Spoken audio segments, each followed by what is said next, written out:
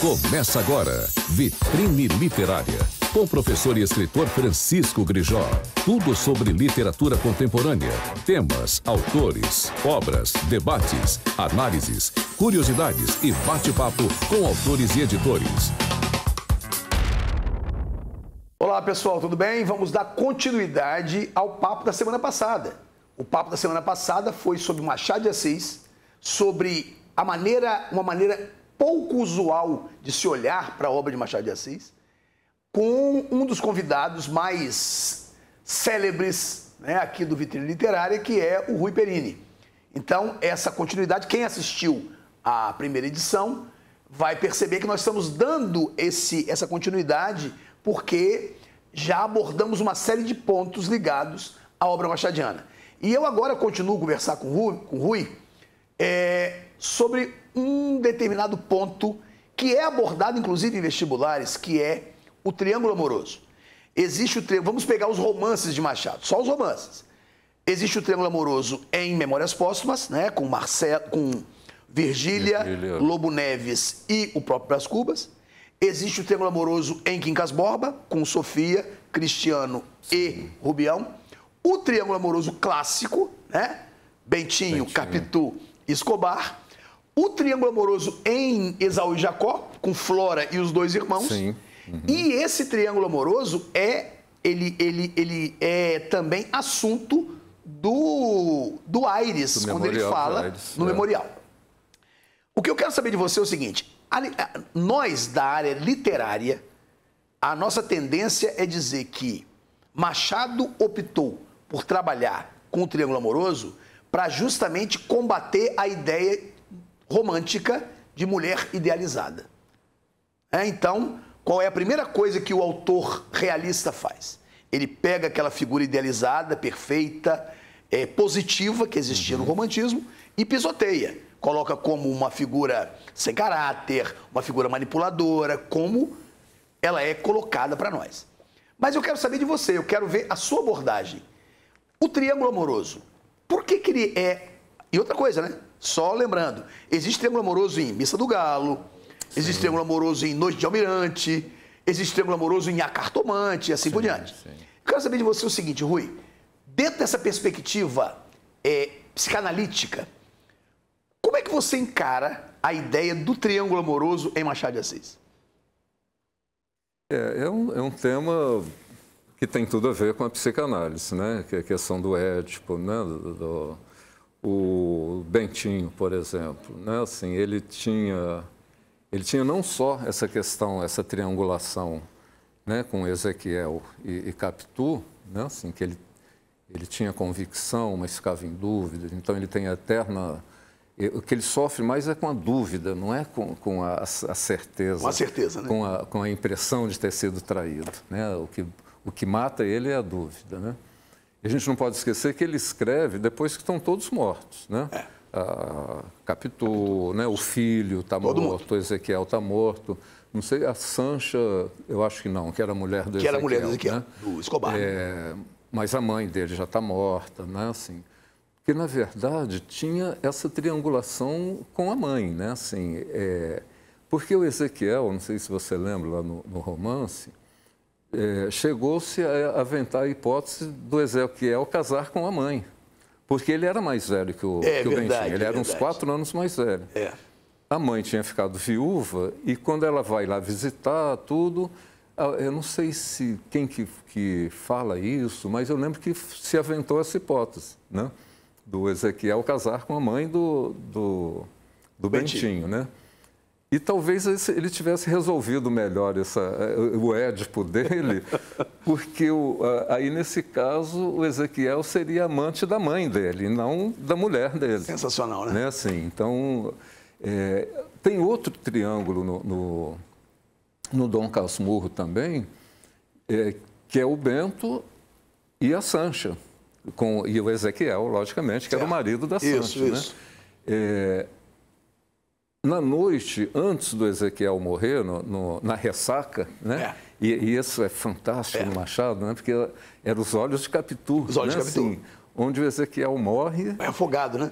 Então assim, e aí é que que é o golpe de mestre, né, do Machado, né, assim, como é que ele prende a atenção do leitor, né? Capitu tinha os olhos de ressaca, né? Eles se encontraram à noite, né, numa reunião de família,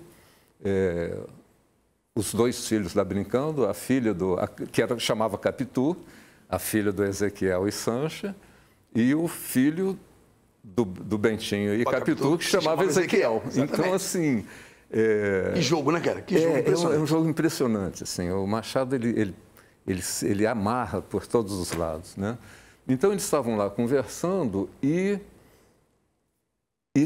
a gente vai lembrar, assim, que o Bentinho estava de olho na mulher do Sancha, a Sancha, a mulher do Ezequiel, né? Ele fala, né, assim, que não me lembro como é que ele fala lá, ele comenta, né, assim, dos olhos, do olhar, né, essas coisas também. Do mesmo comentário que ele faz sobre Capitu. Sim. Né? Então esses significantes são muito interessantes no Machado também. Os braços, né, os braços da Noite do Galo, exato, né, assim, da Missa do Galo, Missa do Galo. Né, assim. Não, tem um conto que chama Uns Braços, né, assim, que é fantástico, né? A sensualidade dele ver o braço, né, da mulher lá, que era a mulher do patrão nu, né? dele, né? É o braço nu. O braço nu, então ele fala da Sancha, ele fala, ela era deliciosíssima, assim, ele fala nesses termos mesmo, né? Assim, então, assim, e aí o Ezequiel chama ele para nadar no dia seguinte, né? E ele era todo medroso, né? O Bentinho era, né, todo mal resolvido nisso, né? E o Ezequiel falou, não, vamos nadar, o mar está de ressaca. E eu gosto de nadar no mar de ressaca mesmo. E o Bentinho fica lá, medroso, tal, e fala, não, porque eu sou um excelente nadador. E olha meus braços como são fortes. Palpa aqui. E o Bentinho palpa os braços dele, né? Assim. Então tem toda essa sensualidade também, aquilo que eu falava, né, no outro programa, da identificação, né, assim, desse amor que o Bentinho tinha pelo Ezequiel, né, assim, dessa atração, né, porque era uma atração da identificação. Né? O Ezequiel era uma personalidade forte. Você não se vê homossexualidade em Machado, né? Não. Assim, tem um conto, né? As Academias de Sião, né? Assim, é verdade. Né? Mas tem, é uma coisa meio transexual. Exato. Assim, Porque a homossexualidade, nessa época, ela era muito vista como uma coisa patológica. E quem abordava a homossexualidade era o naturalismo, que via a homossexualidade como algo patológico, né? Mas eu quero voltar à questão do triângulo, porque me interessa muito particularmente, escrever sobre isso. Você diria que essa recorrência da triangulação amorosa em vários textos, ela é um sintoma mesmo da época, ela é um sintoma da literatura machadiana representando o final do Império e assim por diante? Eu creio que sim, porque era uma coisa que existia, sempre existiu, né, Igrejosa? Era meio camuflada, né, vamos dizer assim, mas que sempre existiu, né? Então, a ficção do Machado sempre tem muito isso, né? Assim, se a gente pegar Helena, por exemplo, né, que é um romance, talvez o romance mais moralista, né, do Machado, né, porque tem, inclusive, um romance incestuoso, né? Assim, porque a Helena era irmã do... Esqueci o nome agora. Também, me perdi, né? do que é o personagem pretendente, né? Assim, e eles começam a namorar, né? Assim, porque não se sabia, né? Aí o pai, né, que tinha uma relação... Né, também tinha os triângulos dele também, o pai da Helena. A Helena era uma filha natural, né, como se falava na época, né, era uma filha clandestina, bastarda. Né, assim. Mas era criada lá junto, então eles começam a namorar e tem um outro personagem que eu também não lembro agora e fala, né, assim, olha, você está namorando com a sua irmã, né, assim, e aquilo choca, né, fica todo mundo, né, assim, então... que também, né, me parece que esse cara também pretendia namorar com ela, então ele acusa para, né, assim, então essa questão da triangulação sempre teve, né, assim, sempre permeia, né, assim, nos contos, né, Noite de Almirante, né, que você lembrou, né, assim, Noite de Almirante é uma beleza de texto, né? Beleza, maravilha. Ela fica cozendo, né? Ele vai viajar.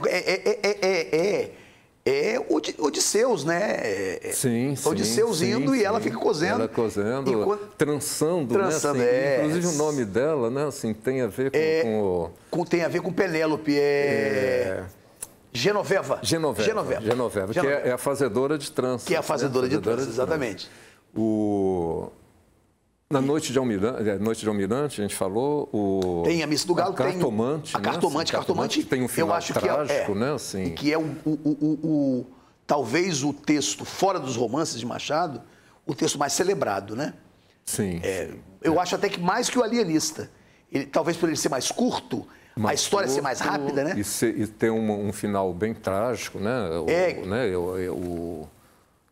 Ele recebe o bilhete, né, para ele lá, né, para recebe amante, o bilhete, né? Isso. E ele vai, né, assim, aí para no meio do caminho e ele para vê a coisa da cartomante. Mas lembra que no começo ele faz chacota, né? Faz chacota porque a mulher ia visitar a cartomante, ele faz chacota, né? Aí quando a carruagem para, porque tinha uma outra quebrada no caminho, aí ele olha lá a cartomante. Ele sobe. Isso é bobagem e tal, mas aí ele fica intrigado, né, assim, com o bilhete que ele tinha recebido, né, para ele ir urgentemente lá na casa dela, e vai lá e pergunta, né? E isso também está a genialidade do Machado, né, que ele fala assim, que a cartomante fala assim, não, você está preocupado, mas assim, eu vejo um final, não me lembro os termos, né, assim, mas um campo infinito à sua frente, né? E ele interpreta aquilo como um sendo uma coisa boa de benesses, né? E era a morte, na verdade, né? Porque ele chega lá, o marido mata, ela já tinha matado a mulher e mata ele. Né? E é interessante a gente observar, o Machado, ele me parece que ele decretou uma espécie de guerra ao romantismo.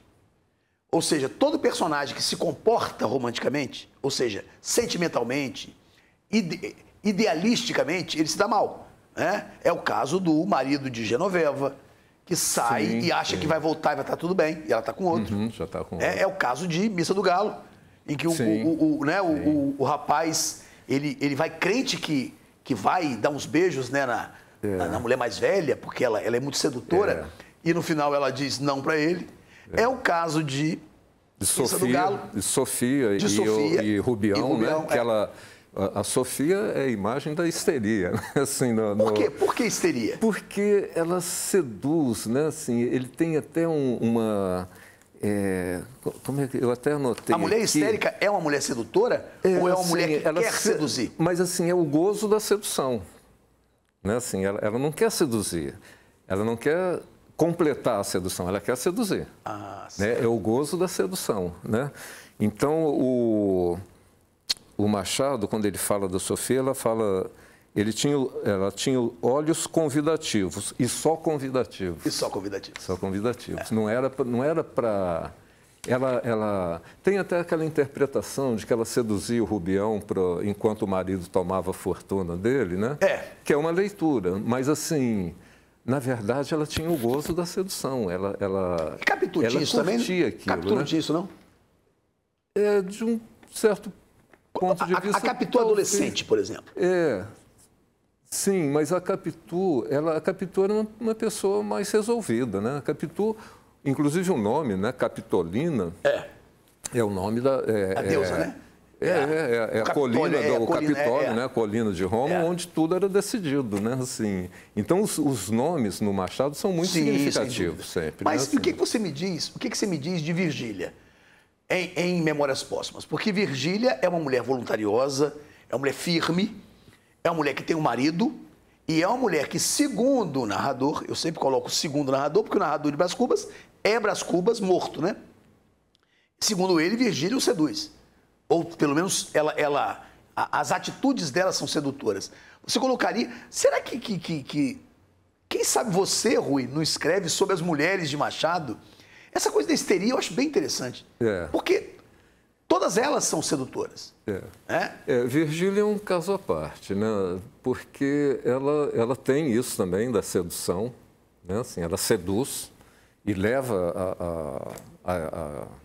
efetua realmente, né, assim, o triângulo, né, assim, ela trai o Lobo Neves, mas ela namorou antes o Brás Cubas. O Brás Cubas, Eles foram namorados, né? Isso. O pai dela tinha prometido, né, que ele seria deputado, que ele teria um cargo, seria ministro, né? Ele até fala isso, né? Ele fica sonhando, né? Um dia serei ministro. No final ele diz, na hora que ele vai falar, o final do texto ele fala, não fui ministro. Não fui ministro, né? não fui, né, assim, o capítulo das negativas. Exatamente. Né, assim, que resume, né, aquela coisa da fragilidade do Brás Cubas, né? Sedutor, né? Boa vida, né? Rico, bonachão, né? Herdeiro. Rico, né? Assim, pândego, né? Assim, pelo menos lá no início, né? Que ele vai para Portugal, ele conseguiu se formar depois de muito tempo, porque ele vivia na Esbórnia. Vivia na né? Esbórnia. Assim, mas assim, eles namoraram, e você lembra assim que tem um dia que ele tinha combinado de ir lá falar com ela. E aí ele perde, eu acho que o vidro do relógio, e para trocar o vidro do relógio, e era a Marcela, a ex-amante dele, né? A espanhola, né? A famosa... Que o amou durante 11 meses. 11 meses e 15 contos de réis. 15 contos de réis, né? Isso. 15 contos de réis, eu acho, um negócio assim. E aí ele fica lá, ele vê, ela reconhece ele reconhece, mas ele disfarça, tal. Ela fala assim, não, eu não tenho esse vidro de relógio, mas chamou um menino para ir lá buscar no vizinho, né? Aí aquilo demora um pouco, e quando ele chega, né, assim, ele tem até uma coisa meio alucinatória, da carruagem, que ela chega e ele fica meio perdido, parado lá na frente da casa da Virgília. E depois que ele foi perceber que ele já tinha chegado, né? Que ele fala assim, essa carruagem não anda, tal. Então, assim, porque ele não conseguia assumir muito, né, o papel dele de ser marido, né, de ser esposo, né, assim. E a Virgília fica com raiva daquilo, né? E a partir dali, ela não me lembro, mas eu acho que ela não rompe ali de imediato, mas começa a esfriar a relação. E aí entra o Lobo Neves, que era um cara decidido, um cara que era deputado, um cara que... né? E ela casa por conveniência social. Né? Assim, mas ela gostava do Brás Cubas, né? Tudo indica que ela gostava, mas ela queria... Pelo menos é o que o Brás Cubas diz pra gente, né? Sim, mas ela queria uma posição, né? Assim, e então ele dança, né, nessa história aí, e o Lobo Neves assume, né, o papel de marido e tal. Só que depois ela vai seduzir o Brás Cubas. Você colocaria, existe aquele clichê, né? Você até citou no começo do programa anterior, você falou sobre a ideia da matriarca, mas existe muito um clichê, que eu acho válido, que é a ideia de mulher forte, né? De mulher ativa, de mulher capaz de decidir as coisas. Me parece que nos romances de Machado, essas mulheres são muito marcantes, né? Sim, sim. Em Helena, né? Helena nos romances. Na Casa Velha. Casa Velha. Que Casa Velha é interessante porque ele foi um texto descoberto pela Lúcia, uma estudiosa de Machado, né? Que eu esqueci o nome, Lúcia Helena, fugiu o nome agora. Esse texto estava perdido lá nos folhetins, né? Assim, ela descobriu esse texto em 1944 e publicou. Então, ele é classificado como um conto, mas como o Alienista também é um conto longo. É um conto longo. Que pode ser quase uma novela, mais uma novela. Né? Inclusive, não só pela extensão, mas como pela complexidade, né? Assim, em vários personagens, né? Assim, e a figura central na Casa Velha é também a matriarca. Né? Assim, então, a Dona Glória, né? Assim, a mãe do Bentinho, né? Assim, a figura central ali, né? Na vida dele, né? Tanto que eu acho que é isso que deixa ele meio preso, né? Nesse triângulo edipiano. Mas ao mesmo tempo, né? Ao mesmo tempo que ele coloca essas mulheres fortes, essas mulheres quase que insubmissas, né? Insubmissas, ele coloca também as mulheres como uma espécie de Eva, né? No sentido de que são elas as responsáveis pela derrocada, né? Pelo menos a derrocada do outro, né? É Sofia que é responsável pela derrocada de Rubião, é a Virgília que é a derrocada de Brás Cubas, é a Capitu que é a derrocada, né? Então, essa coisa que o Machado faz, que ele foge de qualquer tipo de esquema que se queira trabalhar com ele. Ou seja, não, Machado trabalhou com mulheres fortes, porém, essas mulheres fortes são capazes de fazer isso. Ah, então ele trabalhou com mulheres de um jeito, mas, quer dizer, Machado, ele não se deixa rotular, né? Machado não se deixa, ele consegue fugir disso aí. Sim, tanto que quando ele rompe, né, com o estilo romântico, né, com o Alienista, né, em 82 e um pouco antes com o Brás Cubas, né, assim, ele no início do romance, e que eu acho isso genial dele, né, assim, que ele fisga o leitor no início, né, quando ele fala que eu não sou um defunto autor, eu sou um autor defunto, né? Então aquilo choca. Né? Aí o leitor... eu não sou exatamente um autor defunto, eu sou um defunto autor. Eu sou um defunto autor, não sou um autor defunto, sou um defunto autor. Quer dizer, ele escreve depois da morte, né? Então aquele negócio choca. A primeira vez eu tinha 12, 13 anos, que meu irmão me apresentou Memórias Póstumas, eu comecei a ler aquilo, eu fiquei maluquice, não vou ler isso não. E depois que eu fui ver a genialidade, né, assim, e que eu acho que isso é genial, porque assim, ele fisga o leitor, né, e você acha um absurdo, como é que um defunto escreve? Né? E ele fala assim, eu não vou falar, não vou contar como que eu consegui mandar isso para ser impresso. Né? Mas essa é a realidade.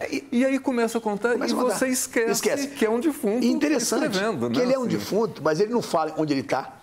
Ele não fala se ele está no céu. Ele não fala de anjos, de demônios, não fala de nada. Não. Ele, de vez em quando, menciona, né? Eu estou aqui do outro lado, mas você não sabe que lado que é. Porque o interessante para ele é o mundo dos vivos, né? Sim. E ele faz, é o que eu chamo aqui nesse livro, né? Assim, quando o capítulo que eu falo dele, né? Assim, eu falo a paixão de Brás Cubas, a catarse na campa. Porque, assim, ele depois de morto, que ele fala até, né, assim, eu agora posso escrever, porque estão todos mortos, então eu posso falar. Né, assim, então ele faz a catarse dele, né? A catarse é não tem mais ninguém para limitá-lo. Da psicanálise que fala dessa coisa da limpeza, né, que você faz quando você fala. Né? A psicanálise existe, inclusive, assim, essa coisa da psicanálise. Tem até esse livro, né, que eu indicaria, né, que é um livro muito interessante, que chama Freud e Machado de Assis, uma interseção entre psicanálise e literatura. Luiz Alberto Pinheiro de Freitas. Né? Ótimo. Que ele fala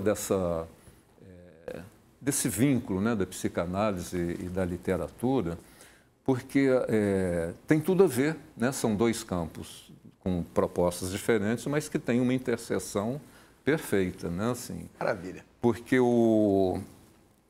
a psicanálise, a clínica psicanalítica é o que a gente chama de psicanálise em intenção.